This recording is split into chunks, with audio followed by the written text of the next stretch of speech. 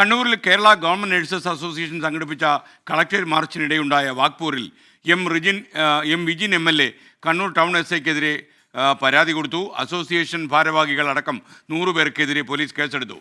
M Vijin MLAക്കെതിരെ കേസെടുത്തിട്ടില്ല. സജോ ദേവസ്യ കണ്ണൂരിൽ നിന്ന് വിവരങ്ങളുമായി ചേരുന്നു. Sajo, good morning. എന്തൊക്കെയാണ് ലേറ്റസ്റ്റ് അപ്ഡേറ്റ്സ് ഈ കാര്യത്തിൻ്റെ?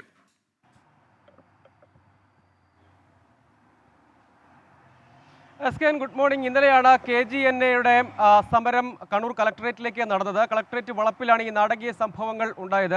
മാർച്ച് വരുമ്പോൾ തടയാൻ പോലീസ് ഉണ്ടായിരുന്നില്ല. പിന്നാലെ സമരക്കാർ കളക്ടറേറ്റ് വളപ്പിൽ പ്രവേശിച്ചു. പിന്നീട് സംഭവസ്ഥലത്തെത്തിയ Kannur town SI PP Shameel മോശമായി പെരുമാറി എന്നതാണ് എം വിജിൻ്റെ ആരോപണം. അതിന് പിന്നാലെ വലിയ വാക്പോര് ഉണ്ടായിരുന്നു. SIയോട് കയർത്ത് സംസാരിക്കുകയും ഏതാണ്ട് കുറേയധികം സമയം ഈ വാക്പോര് തുടരുകയും ചെയ്തിരുന്നു. അതിലാണ് എം വിജിൻ MLA അപമാനിക്കുന്ന രീതിയും പ്രോട്ടോക്കോൾ പാലിക്കാത്ത രീതിയിൽ പ്രവർത്തിച്ചു. ഒപ്പം മൈക്ക് പിടിച്ചു വാങ്ങി വളരെ മോശമായ രീതിയിൽ പെരുമാറി. SI അങ്ങനെ ഒരു സുരേഷ് ഗോപി സ്റ്റൈലിൽ ഷോ കാണിച്ചു എന്നതാണ് MLAയുടെ പരാതിയും ആക്ഷേപവും. അതിലാണ് സിറ്റി പോലീസ് കമ്മീഷണർക്ക് എം വിജിൻ ഇപ്പോൾ പരാതി നൽകിയിരിക്കുന്നത്.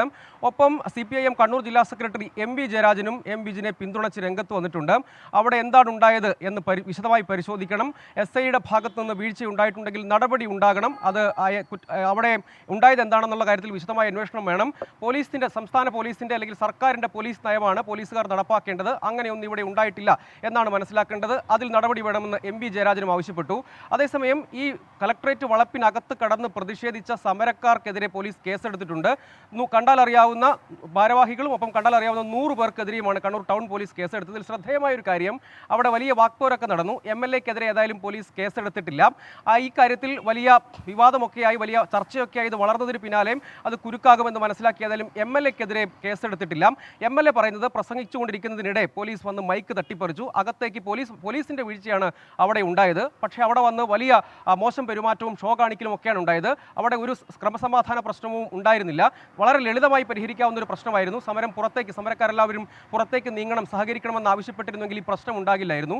പകരം അവിടെ വന്ന് മോശം പെരുമാറ്റം ഉണ്ടായി എന്ന് മാത്രമല്ല, SI സമരക്കാരുടെ പേര് എഴുതിയെടുക്കാൻ ഒരു വനിതാ ഉദ്യോഗസ്ഥയോട് നിർദ്ദേശിച്ചു. ഈ വനിതാ ഉദ്യോഗസ്ഥ MLAയും തിരിച്ചറിഞ്ഞില്ല. കേസെടുക്കാനായി പേര് പറയണം എന്ന് MLAയോട് ആവശ്യപ്പെടുന്ന സ്ഥിതി വന്നു. അതായത് ഇവിടെയുള്ള വലിയ ഇന്റലിജൻസ് സംവിധാനത്തെക്കുറിച്ചൊക്കെ നമ്മൾ പറയും. അവിടെ നിയോഗിക്കപ്പെട്ട ഉദ്യോഗസ്ഥർക്ക് അവിടെ ബാനർ വായിച്ചാൽ പോലും അറിയാം. MLAയുടെ പേര് MLA തിരിച്ചറിയാൻ കഴിഞ്ഞില്ല. ചുരുങ്ങിയ പക്ഷം അത് ആരാണെന്ന് അന്വേഷിച്ച് കണ്ടെത്താനും കഴിഞ്ഞില്ല. നേരെ വന്ന് MLAയോട് പേര് ചോദിക്കുന്ന സാഹചര്യമൊക്കെയാണ് ഉണ്ടായത്. അതിലെല്ലാം വലിയ തോതിലുള്ള രാഷ്ട്രീയ വിമർശനം വിജിൻ ഉന്നയിച്ചിരുന്നു. അതിന് തുടർച്ചയാണ് അദ്ദേഹം പരാതി നൽകിയത്. നടപടി ഉണ്ടാകാനുള്ള ഒരു സാധ്യതയാണ് ഇപ്പോൾ തെളിയുന്നത്.